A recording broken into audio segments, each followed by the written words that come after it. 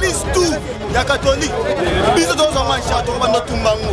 école tout ya catholique to bando tumbango parce que bino moni na biso peuple toza boye toza iti na miso nzambe lo banda na vali peuple na vandi ete tango ya ngoso sambongo tilo song sambongo tilo musango akufukaka na busoba ya Mungu musango akufukaka na busoba ya Mungu okay yo osokende liboso omembi bantu liboso après simana kosokisa bango si biloko wana ezalaka te. Monsieur Tshilombo, c'est un malheur de ce pays. Un bon Congolais qui réfléchit ne peut pas être derrière M. Tshilombo. Parce que depuis qu'il est là à la tête de la pays, qu'est-ce qu'il nous a fourni comme effort? Qu'est-ce qu'il a fait comme intérêt de la nation? Tango, Abbé Chole, Yokabiso, Memabiso, Liboso, Makamazon, Asima, Ezate. Mona likambo esama na Côte d'Ivoire te. O esama na Côte d'Ivoire. Alassane Ouattara na Laurent Gbagbo. Likambo esama kuna ya élection ya komona mo deuxième likambo ala esama na Congo 2023.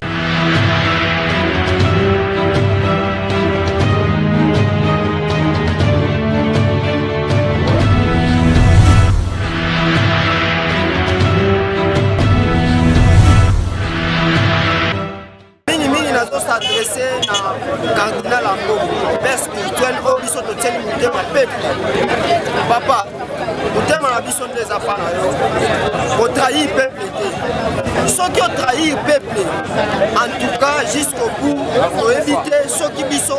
pour se pénanayo, ou soit ceux qui ont osala. Tout le monde qui ne bembe à Papa Mosengo, va témoignage à Malam Salaki. Va témoignage qui pona ye, à Bundela qui pona Mboka, à Salaki au milieu du village, tout ça. Mais les loyaux, Papa Mosengo a koufi pour la maman ya kolia de oyo. Yo ye. La fois passée, l'église catholique n'a pas tout mis en soya pesa qui n'a pas tiré la pesa pour l'église catholique. Mais cette fois-ci, quand on a monté à Malam, on a une église catholique, Azala pour l'union sacrée, Azala pour la Moukate, Azala pour le peuple, Azala Katikati. Ceux qui ont dans la ville, beaucoup d'années Félix, ceux qui ont déjà corrompu aux Zimbong, c'est le moment et à Rosa, il y a Rosa Moussako. Non, non, Bengisa qui part, Bengisi force politique, ils ne sont pas à Sangana, mais comme on a bloc, on a une totale médaille, tous sont Samakamounansela, parce que Bisso, tu as dit Bino, cardinal, Basango, catholique, protestant, Boza Bato, Bozana, Bosembo, Bozota Monagobanga Nzambe. Mais ceux qui vont la corrompus, Bozala plus mauvais plus que Dodo Kamba. Donc Boza plus mauvais plus que Dodo Kamba. Parce qu'on va partir à Wana, l'église des réveils, Jésus raison. L'église des réveils, vous avez raison. Parce que tu peux Bino, tu vas pas dire que non, Bino n'est pas cardinal, catholique, on est posé la vérité. Papa, on dit ça, Bino, son Sambon, on se reçoit qui, on a posé ça, il a pas sous la Bino et Zalika, ton vanda, va ça la réforme et la loi Wana, ton poteau qui est dans l'élection à Malam, si on bimine à 30%, va publier 30%, si on bimine à 20%, va publier 20%. Mais c'est Tshilombo, à préparer, peuple, on va courir ça à peuple. Ils ont fait quand on peut préparer, peuple, ils ont fait on va courir ça à peuple. Après, va c'est une toquée l'élection, on va courir, va c'est une, va réussir. Si on bimine à 30%, si on bimine à 20%. Alors, il y a un bagage à moi. Biso eza pa na bino ba sango mutema na bino eza pa na bino ba père spirituel bo trahir biso te bo trahir peuple te bo raisonner bitumba au peuple azobunda na se ambula pona ko luka kaka vérité ezala bino ba sango bolobaki biso toza bato a vérité biso toza bato a kobomba te FCC nasalaki mars basango basalaki mars batu ya misoni basalaki marsi bakristo ya misoni peuple aye kolanda nsima moko oyo tozokundila mpona Martin Fayulu kaka ye moko te biso peuple tozokunda bana na biso batangi awa na Congo bazwi diplome ya Congo baza na mosala moko te bino makambo oyo ebanda Tshilombo aye kokota na kiti ya bokonzi yo papa Fidole Ambo mbongo bokendaka na kingaka likambo nini ya malamu oyo bosalaka likambo nini ya malamu bosalaka soki bosalaka likambo ya malamu tala nzambe bobangaka nzambe oyo tosambelaka aza nzambe ya moto moko te bino bolobaka aza mwana mboka asala bolongoli kandida ya peuple oyo azwaki botie Chilombo asala lelo Chilombo eske ata yo moko papa kardinali kofingama yo fingami kaka mikolo eleki na kati bato edepasi bazoyebisa yo fidola mbongo sole lukula tobomaki kardinali Musengo etikali bino mibale tomboma bino bato edepesi bapanzi ba eglise catholique bakati elili ya mama Sainte Marie eske kimu Kristu nini wana ata yo moko bazokenda na birono yo kofinga yo lukula oza wana biso na eglise catholique yo papa cardinal oza président yo koki kobotula bokonzi oyo ya leta anantanda ofandi nango bo leta amona oyo nyonso yo kosala batambula malamu yo sikoyo soki bapesi yo mbongo ndenge osalaka mbala liboso na kingakati tokoyokana te na biso bakristo tokoyokana te bino bozoteka kaka moko ya Kongo ese yangu wana kuna barwande basale kuna bandaku wana bazotonga yokende kolongolango enyo salite ongana lobaka enyo salite soki za enyo salite te lelo ngana biminani na bimi profeta na maloba bakatumbi bazawa bemba zawa banani babimisaka kandida oyo ya Martin Fayulu yo poso continue kaka yo zano yo mukristo ozo continue yo za liboso ya biso bakristo na yo ozo continue na biso bawana yo kosukomboya te soki bapesi yo mbongo mabele oyo ngala so yebisa yo bino boyaka kokuta ngamuyaka na mabele oyo ngai nzete ya vi bino bozabi tap kola yelangeza ngai songisa mbongo wa Chilombo tango yango songisa mbongo wa Chilombo songisa mbongo wa Chilombo Musengo akufikaka na busoba ya Mungu Musengo akufikaka na busoba ya Mungu oki yo ozokende liboso omemi batu liboso après sima yango songisa bango sima biloko wana ezalaka te mutu moko yakoki kokorompre moninga aza te ozoyo mutu moko akoki kokorompre moninga aza te na guvernema ya Kasavubu biso barwande bazalaka kopesa bango mbongo te na guvernema ya Mobutu apesa Kagame mbongo te na guvernema ya Laurent apesa ye mbongo te na guvernema oyo ya Joseph baya kosinye basinatiri na bango bandimi sikoyo pourcentage ya Congo oye koki koliaka ruakola mabele lelo ruakola mabele akoma Kagame ambongo nazana kanda makasi soki bolingi mabele baluka yako baluka yo catholique yo leta oyaka na mboko yako kokuta ngai desa nafongola mboko na ngai message tozalaka mpona makambo ya seni donc lokwa neti Kisekedi akutana na basango tolingi nyonso za transparent élection ya 2023 toboyi bavanti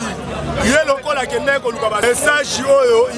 ye aboyaki basango tomoni bafingaki basango babuki beglise catholique basango mais lelo oyo atindi gouvernement bakesola na basango lokwa atindi basola na basango biso pe tolingi makambo ezala bien eza te o soki makambo ebebi boye biso pe tobima na nzela tosa oyo nyonso tolingi na moment oyo towana posaka dima te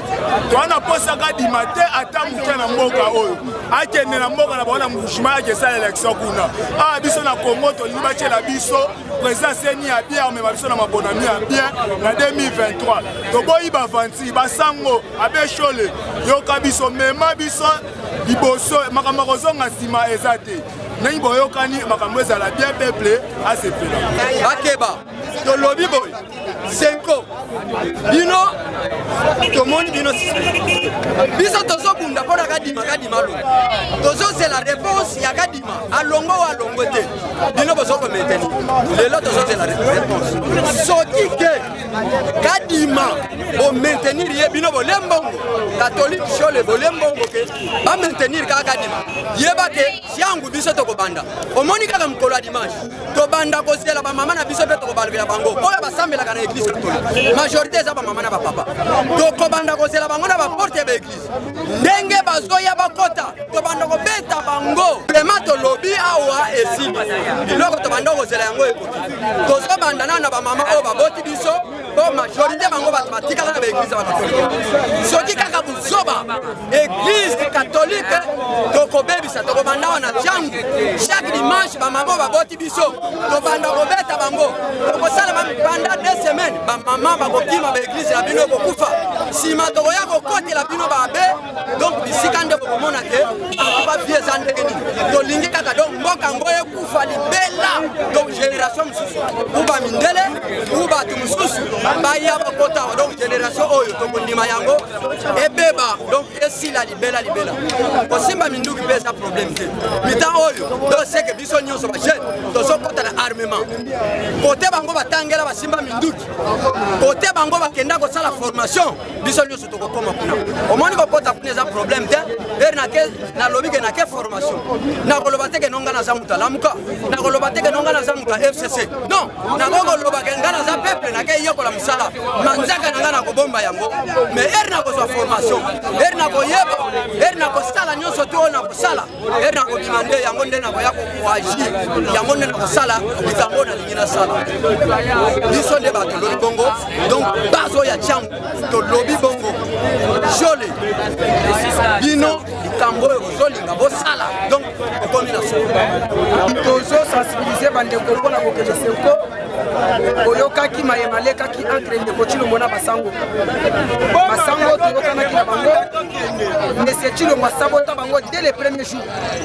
oyo bango basengaka audience mpona kokutana na ye mpona makambo etali kopona président ya seni kasi na kotala oyo monsieur Chilombo alakisaki emonisaki ke non église catholique na ECC ezali eloko te pa ndeko Chilombo azwaki baoyo ya ye esengelaki aswa po bakende kopona kadima lelo yo mokonzi ya mboka Martin Fayulu asali communiqué ya kosangisa baconfession religieuse oyo mibale na peuple congolais mpona kosangana kosala combat lokola combat ekomi na niveau moko oyo peuple aganye mais Chilombo alingi akorrompre bayi confession religieuse mosusu yango toye awa tosali sensibilisation tozokende biso banso liboso basango bayebisa biso nini oyo bango basololaki na ndeko Chilombo soki basololi na ndeko Chilombo oyo ezali netela peuple te kuna kaka tobeba na bango na biso tosilela kaka kuna parce que buzobe komi mingi tokoki kotielaka bato motema te na ta tozobongisa makambo na ta tozosola masolo tosala yango bien na table ya négociation ekoma na ntongo nango bandeko babanda kozwa kaniaka mpona konyokola population bino boza kolia mbongo mais vous parlez de quel peuple vous parlez de quel peuple yango mama na ngai madame la journaliste tosali mobilisation tozokoma ntina bureau national na biso ya décidé wana nde bisika tokokuta na basango bayebisa biso bango na ndeko tio basolaki nini soki ezali mpona avantage ya peuple iyo tokobeta maboko soki eza mpona avantage ya peuple te madame la journaliste nayeki soki elelo ekoyinda parce que bozobeleki ebele parce que minyoko eleki ebele tokobanda kosupporta yango ti mokolo nini toye awa mpona kobangisa motu te toye awa mutu batosaka yebe mutu babanga ye te mais c'est Chilombo c'est malheur de ce pays un bon Congolais qui réfléchit ne peut pas être derrière M. Chilombo parce que depuis qu'il est là à la tête de la pays qu'est-ce qu'il nous a fourni comme effort? Qu'est-ce qu'il a fait comme intérêt de la nation? Mutu akomi yakomi s'enrichir na ndenge na ye population batalaka liboso na ye akomi soki mutu alingi atelemela ye azwi kaniaka apesi ye mutu wana akangi munoko yango biso peuple tolobi on ne se moque pas avec la population tozokende lelo ayebisa biso monsieur Ambongo monsieur Bokondao monsieur Chole ayebisa biso nini oyo basololaki na Chilombo biso mpe toyeba lobi toyeba ndenge ya kopesa communiqué po tokende liboso nayebisi yo na pression tosalaki mais c'est kadima déjà lettre ya démission eza na table mais c'est kadima lettre ya démission eza na table alors bango batika biloko na bakosala wana akoya kobisa population na tension basango soki bonza basali ya nzambe boyeba oyo biso tozolaki na bino avant tosala bloc patriotique boyeba nini biso toyokanaki na bino avant tobima le 13 na balabala soki tosali bongo na basa bino na biso tokozala même moral epuis combat oyo tokotika bino te tokobuna yango ntina suka nazongisi bino ntango toyokanaka na koboya ndeko Rosar Malonda c'est moi qui était l'animateur ya marche wana ntango basango babima na balabala mpona koboya Malonda. J'espère que mon canal a image. Les autres ont constaté les sous pour la Koboya Kadima. Tu l'as pas constaté dans le bon. Non. Population, nazo mabanga, nazo nyonso. Sango oyo komeka muzoba. Ceux qui te disent que non, basango basumba ngachilo. Maman lelo bakuva ko pasana. Lelo bakuva ko pasana, sango panza mokili mobima keno, peuple tomboki. Comme ça oyo koya, et y en a parce qu'on n'a pas de choix. Biso toto tomboka parce que biso litoi na biso eza mingi na libanda. Litoi eza na libanda pona ni to kanisi to raisonner que basango bakoki ko trahir biso. Ba trahir biso te. To kende na processus électoral. Oyo biso toto ninga pona ba bien-être ya peuple congolais. Yango toto bisa président Eli Martin Fayulu. Ba meka ko trahir biso ata mo côté to kende na processus électoral. Soki bango bazo kosana bayi oyo baza na gouvernement bango bakomona biso na balabala tumba to kundana bango to tikela bango tata moko te parce que population de to souffrir bango bazo lia bien bazo mela bien et biso de muto to si ba choc to souffrir bana to komo futer bango ba minerval to zongi na tango akala oh balobaki na biso enseignement gratuit lelo na mai wo e ko inyoso bobebisa biso eloko nini Félix akodakisa biso na Kongo ya sali banda ye na 3 ans na eno zero libungutu kolingi nde makambo ya malamu soki azoluka désordre akomona désordre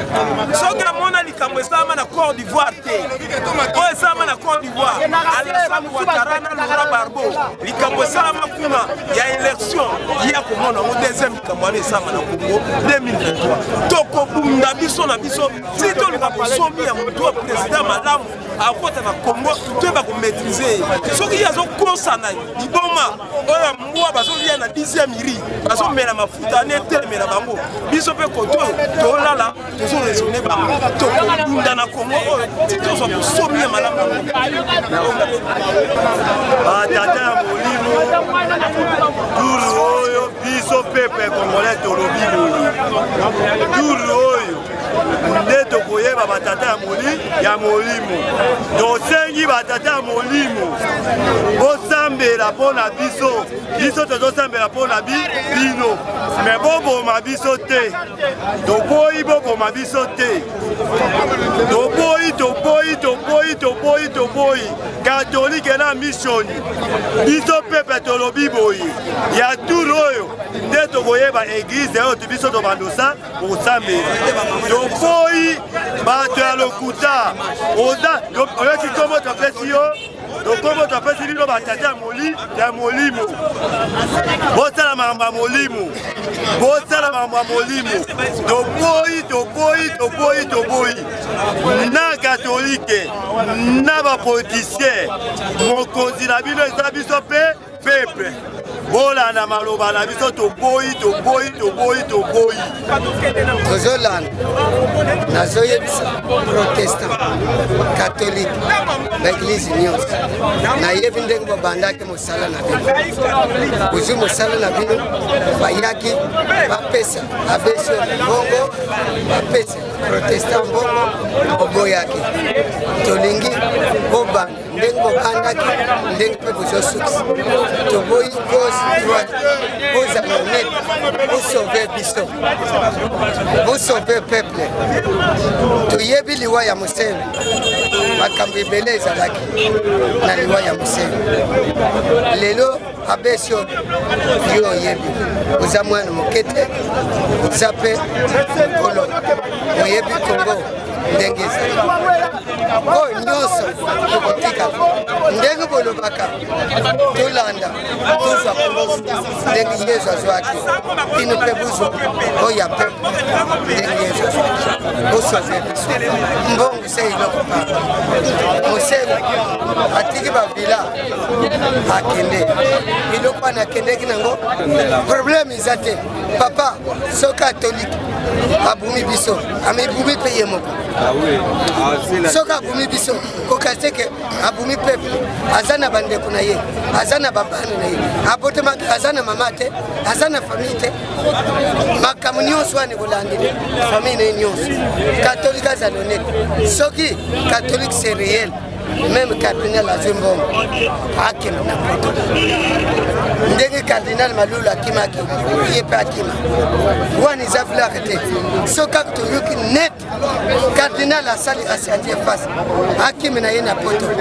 mboka ekobonga te epuis élection mpe ekosalama te tokobuka le 13 tobimi mpona kotelemela dictature ya tilongo anome mese denis kadima na seni nyonso bomoni yango te bino basango tolongwe awa biso na bino tozali groupe patriotique mpona kotambola lelo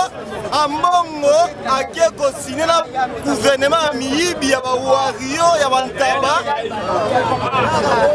akoma na bango siko bakoma olia susu peuple congolais biloko wana totelemeli yango tolingi yango ata moke te biso toza bagene tokosala wapi soki ke mboka emarche malamu te bino basango peuple aye na nsima na bino oke bozwi bozoli na chilombo akorompe bino na mbongo makambo ya corruption totelemela na congo depuis année 60 ti lelo toza longa bato mo toza indépendance te